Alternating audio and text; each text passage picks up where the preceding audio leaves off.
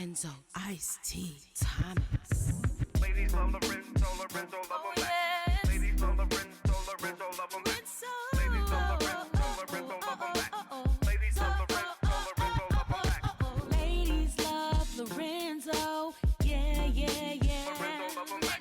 Ladies love Lorenzo, yeah, yeah, yeah. Lorenzo love him back. It's Lorenzo Ice-T, right here on Star 94.5, Orlando's only R&B. It's a Friday edition of the Lorenzo Ice-T Thomas Show. But today is special because we have a Mary J. Blige takeover for 4 hours. That's right, she's hanging out with your boy. And I got her on the line right now. Hello, Mary. Hi, Lorenzo. Hey, Mary, how are you? I'm good. How are you? I am doing good. You know, I always got to greet you by saying, Mary. Oh, Mary. Oh, yeah, that's you. You on what's 411 with that shit, Yeah, right? girl, don't. Hey, you want to go back? You want to go back? Now listen, I'm so happy you said that. We got a lot to talk about. I don't know how much time. Are you sipping on some Sun Goddess? That's what I need to know. Nah, not yet. It's too early. It's too early? Okay, all right. Well, when I see you, I'm going to have some and you're going to have some and we're going to do some drinking together. Can we go ahead and agree on that? Yes. Sure. Okay, cool. But I'm glad you mentioned the 411 because when I was getting ready for this interview, Mary, I sat back and I said, oh my goodness, the year was 1992. That was 30 years ago. And I interviewed you in Richmond, Virginia. You were on a promotional tour. You came through. It was my first radio gig. You came through the station. I interviewed you, and then we did a party at this club called the Polo Bay Lounge in Richmond, Virginia, and you were with MCA rep Bo Sampson. Oh, Yes. Oh, my God. Yes. I went digging in the crates on that one. That was a long time ago. That was 30 years ago, Mary. Yeah. I mean, I've interviewed, I kind of forgot about that one until I started doing the research, right? And I started doing the research. I said, oh my goodness, we go back like 30 years. And I continued to do some digging, right? And then I pulled up this, I had to pull up this song right here just so we can get in the mood because this guy deserves a whole lot of credit right here. Hey! 100%, yep. Oh. Jeff Redd, this is the man that made it all happen for you, huh, baby? Yep. He was the one that my stepfather gave the tape to. Mm-hmm. He gave the tape to Andre. Right. And the rest is history. And this is an anthem in New York. Oh. Classic right there. Classic. Jeff Redd, for those that know, like Mary just said, he was the one who was responsible for really discovering her and turned it on to Andre Harrell, and the rest is history. Of course, he came up to your apartment and the whole nine. We don't have to go through the whole documentary. But also, this song I did some digging, and I had to pull this out because we're going back, Mary. We're going back. So I'm going to hit this right here. Would you do for me if you do for me? That's right. Come on. I was so famous. I was still in the hood when that was out. I had a video out and everything. and yes, for real. I mean, this is, for those that don't know, this is Father MC. And Mary J. Blige sang on the hook of this song. A lot of people don't know that, but I had to go some digging and pull it out. I got to hear you again.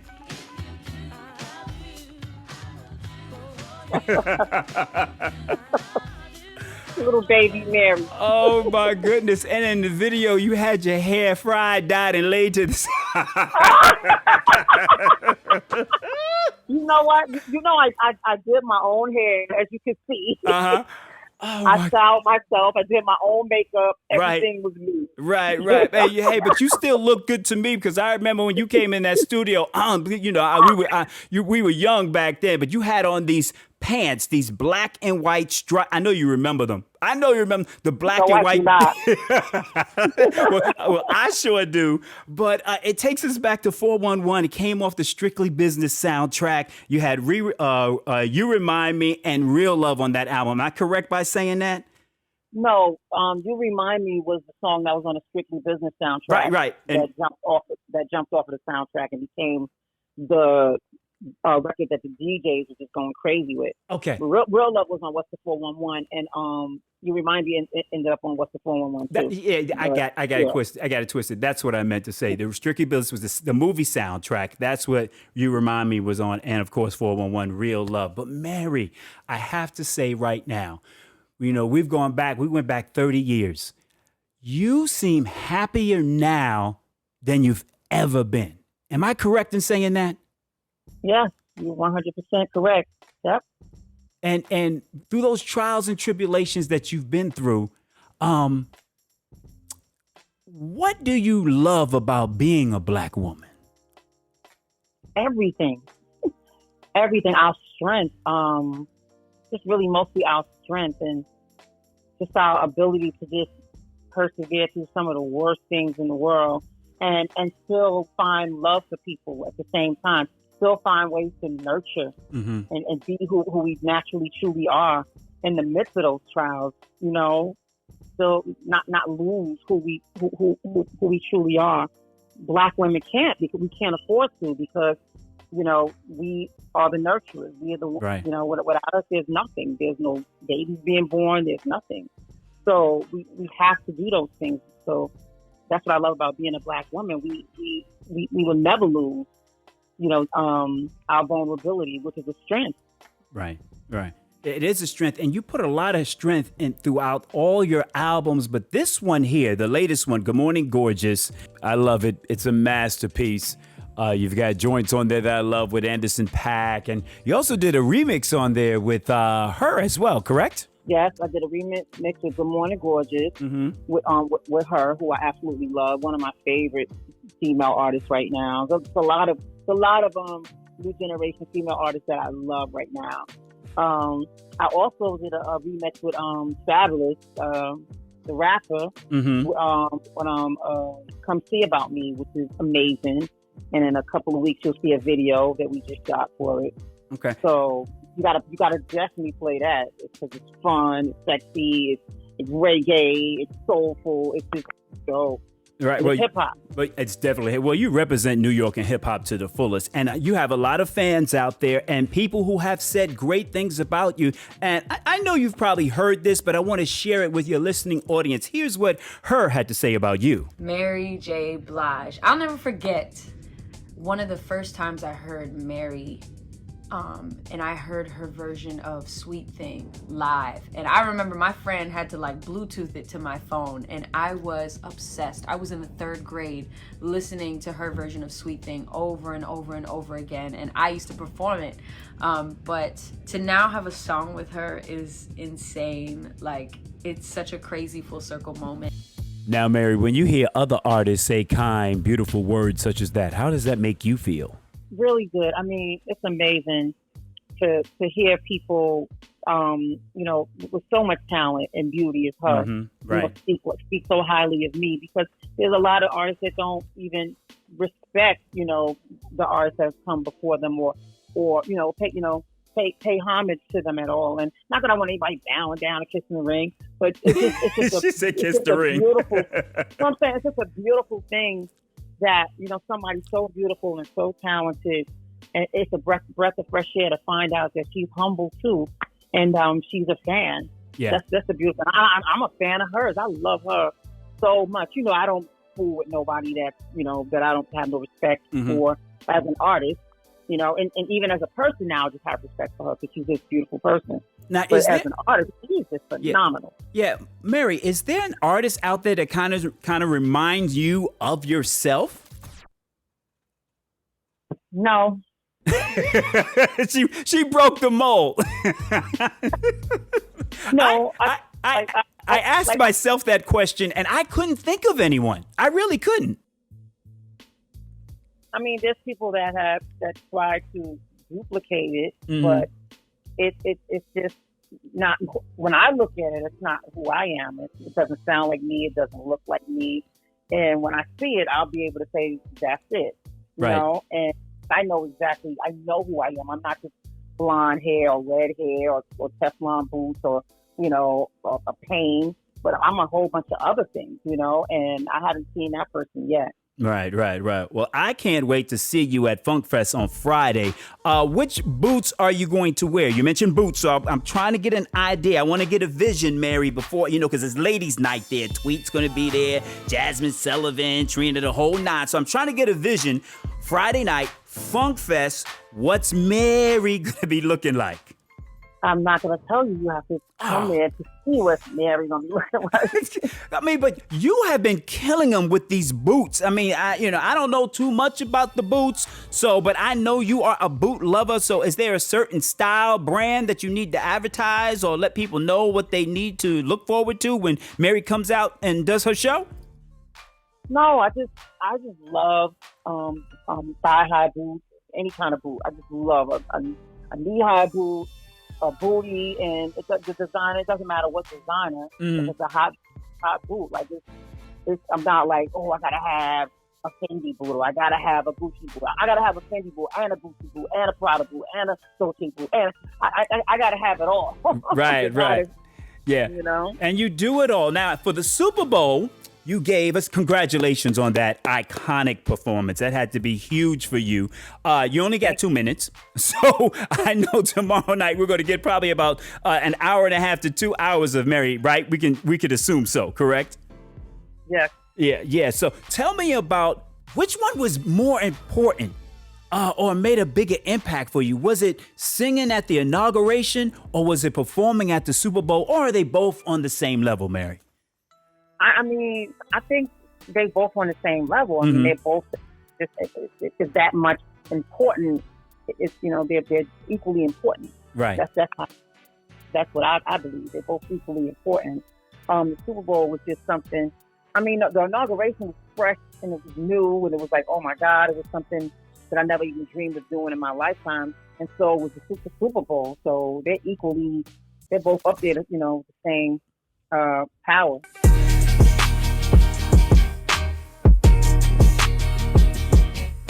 So now I know you have this, would you call it like a wine or a champagne? Because we're talking about the Sun Goddess, and now you have a house so big that people need a map to go find it, and you're raising the glasses now with the Sun Goddess. It's amazing, right? It's amazing. Does that sound familiar to you? Does that sound a little familiar? So, but you also are doing some big things. You have your own production company. Let's articulate that and get these gratuitous plugs in right now while you have an opportunity. Tell them about your wines. I know about it, but the Sun Goddess wine, you mentioned it in the song with DJ Khaled, of course. Amazing. Tell people about it and where they can get it. Okay, I have a wine called Sun Goddess. I have 4 different drinks. One is a Sauvignon Blanc, one is a Rosé, have a Prosecco and a Red. So you can find it on wine.com. You can find it in liquor stores. It's everywhere. It's out there, and it's really, really good stuff. I probably drink it more than everybody else. But it's really good. Speaking of drinking, it reminded me, I just knew you were probably drinking some Sun Goddess when you were sitting courtside during the Brooklyn Nets game, right? Because you look like, Mary, you was having a good time courtside at that Nets game. I'm telling you. What did you say? I definitely have some Sun Goddess in my bag. Right. But what I want to know, because I'm heated right now, because I'm a Heat fan. So, my Heat just got knocked out. Your Nets got swept, but my Heat got knocked out. But what were you saying to Kyrie Irving? That's what I want to know. What'd you tell him? I said, bless up, Kyrie. Like, bless up, baby. Come on. Like, I was cheering them on. Like, I said, bless up, Kyrie. Let's go. Mary, come on. Nah, I don't believe that. You said bless up. I did. And my DJ Khaled voice, because Khaled's always like, bless up. I said, bless up. And then I was like, what are you doing? I was just like, everybody was heckling him. Right. So I just, but we all were like, man, what's going on? Come on, what are you doing? I was just doing that. Yo, it was such a big cultural moment for the hip hop culture to see you there, of course, courtside, having a good time. And then I was wondering if I was going to see you at the next game, but I'm like, nah, Mary can't do that twice. You know what I mean? So she's going to do it once. But I really wanted to know what you were saying to him, because it was such a real moment. And, you know, if that's what you're saying that you said to Kyrie, okay, I'll go with it. But it was a magic moment. And of course, you're a big basketball fan, and you are a fan of the arts. And I definitely have to give you your praises, because you got the 2 Oscar nominations for Mudbone. I saw that. Mudbound. I'm sorry, Mudbone. Mudbound. I was thinking about Richard Pryor. Mudbone. The work you've been doing on Power Book Ghost, just phenomenal. That scene, I think it was maybe episode 8, the table scene, when you had to let them, when they found out that Zeke was your son. That scene will go down in the annals of history. It hit me just like Tyler Perry's Why Did I Get Married, when she said, oh, I got the shot already. When Tasha said that, it hits the same way, Mary. Tell me what went into that scene. And I know 50 had to be happy with the outcome of that scene in the entire season.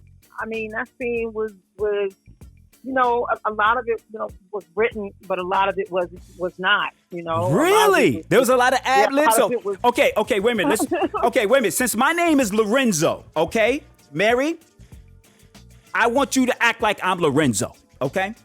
Action. You know where Daddy and I went today? Coney Island. You really went? Mm-hmm. And y'all should come with us next time. Nah, I had enough of Thai and ices to last a lifetime. I'm good. Ain't no meat in here? King, come on, man. How many times I gotta tell you that? Where did you go today, D? I went to Zeke's game, like I said. Drew, didn't you go up there today? I didn't see y'all there. Yeah, Dad, I didn't see you either. They didn't let me sit in our regular seats, so. Zeke, you gotta call the coach, man. You can't have that happen to your baby cousin. Come on, Mary. I mean, Monet. Come on, let's turn it up a little bit. We gotta get to the good part. Look, I don't want you to play what Monet was saying. Nah, don't worry about it. I got the B button right here. Just so you heard it. Let's go. Mom's been staging her exit for weeks. From the game and from you, Poppy. What is she saying, Mo? You nerve accusing me when you've been sitting up here lying in my face the whole time. I'm lying? Pretending to go to Zeke's game when I know you went to Cherished's trial, just like I know him, and that's why your ass ran up there like a group. Tariq? Ah, nah, Diane. I raised you better than that, girl. Some dude named Dante. She's lying. Who? I'm sorry, let me clarify real quick. I mean Zeke's dad. What the hell is she talking about, Mo? That wasn't my dad. Right, Auntie? Jesus Christ, Zeke, that ain't your auntie. That's your mother. What the hell is she talking about? That's good right there. You gotta admit that, Mary. Come on.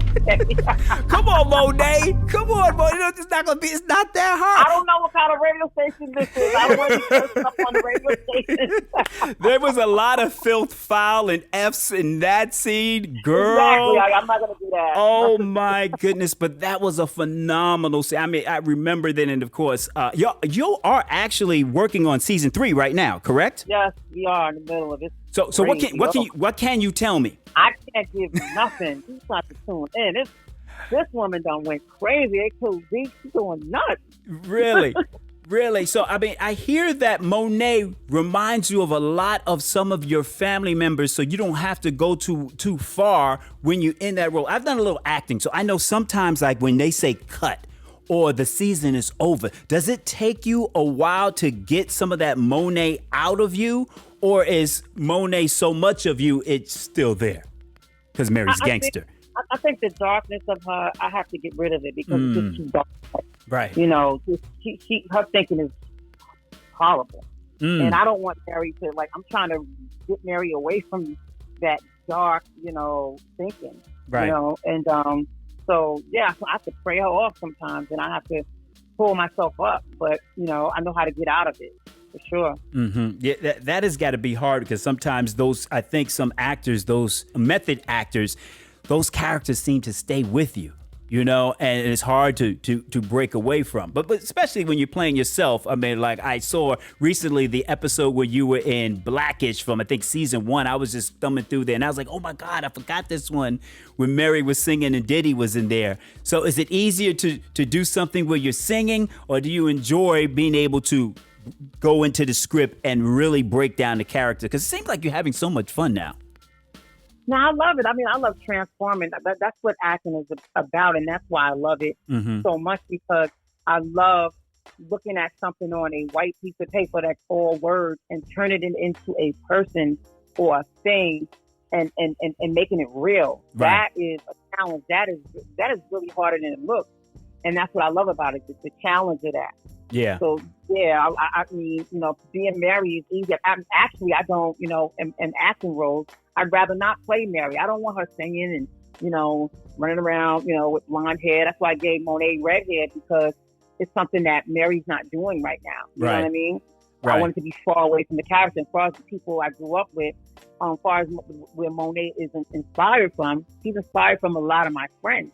A lot of my friends are Monet, I grew up with, and they were always older than me, and they always gave me things, and they were Monets, and they had children and husbands in prison, and they were, Queen Pins. Right. And, Monet represents just a lot of women, surviving, and by any means necessary in a male-dominated world, being single parent mothers. That could be my mother easily, you know what I mean? So that's where the inspiration comes from. And one of your friends, and she's got some Monet in her. In fact, she's killing it on TV right now. My most cherished memory of Mary J. Blige is literally every time I'm with her, because it can be jokes going on, it could be food going on, it could be partying going on, or it could be tears being shed, it can be deep issues being talked about, but it's always, always surrounded with love.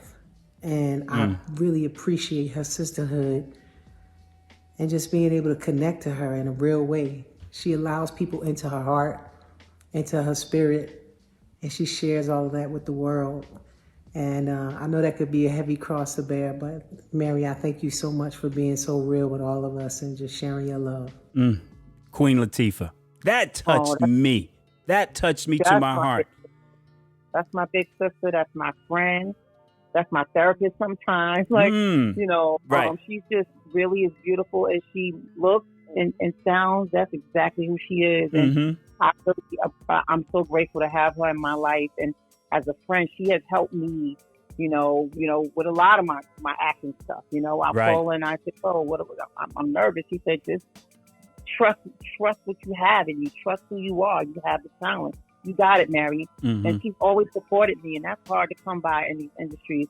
So I keep my friends. I treasure her in my life. And you have another friend who said some things about you too. And she recently, next time you see her, I know I'm going to have to address her as Dr. Taraji P. Henson. And That's right. That's what you have to say about her favorite Mary J. Blige song. Let me see. My favorite song of Mary's, my all-time favorite, is My Life 06, because she talks about getting it together, taking care of your mental, taking care of yourself. If you don't feel good, tell somebody, say something, speak up for yourself. That song to me is the anthem for mental health. And I just love you, Mary. I'm so grateful that you are getting your flowers. I'm so grateful that I'm alive to see you receive your flowers, because Lord knows you deserve them. You have sang our joy, you have sang our pain, and you gave a girl like me from Southeast DC, from the hood, a story and a voice. Wow. Yeah, that's my sister too. Yeah. I have real true, I'm grateful and so thankful to God for real true friends, females, and that's hard to come by in this business. Women that are doing what you're doing, that have been doing. Taraji and Queen Latifah have been acting before me, and they love and respect me and hold me up and help me, and when I need help, not run away from me, and and be mad at me because I'm doing, because I'm acting. Right. They're my sisters and my friends for real, and I love me some Taraji. I've been loving Taraji since baby boy. Yeah, that's right. And she recently got her doctorate, and it's important for us to give you the flowers. And I just want to mention it's been 6 months, and all the accolades, being Time Magazine's one of the 100 most influential people in the world, the 2022 Billboard Icon Award presented by Janet Jackson, 10 Billboard Music Awards, 9 Grammy nominations. I think I just announced some BET nominations, and you probably got 100 of those, but it still is important. And then I know you had a documentary, I think it was on Amazon or Prime a couple of years ago, and you're working on a memoir. Do you think we can see a biopic, a movie with you performing as yourself? I don't know, but that's later, like a little later, Mm-hmm. Just a little later. Is it something that you thought about? Did I give you an idea? No, it definitely didn't give me an idea. It's something that everybody wants. So yeah. I'm just trying to, but now you have But Mary, now you have acting experience that you can play yourself. Muhammad Ali, long time ago, did a movie called The Greatest, where he played himself, and he was able to deliver the message that he wanted to be long lasting after he was long gone. So I think it's something that it's important to lay the groundwork so you can tell your own story. So. Just something that I thought I'd ask. No, definitely. It's something that it's going to be done, and it's I just have to get it right and have to be ready. You have to be ready because there's so many layers to that Mary J. Blige biopic. Yeah, I can't play around with it, and I would never play around with it. Yeah, so it's going to take a little bit to get that one going. Okay. Now, Now, will it be under your production company? Because you got so many things coming with that. Definitely, it's going to be under my production company when it comes. And what's happening with the Dr. Dre producing the next Mary J. Blige album? Where are we with that? We all over it.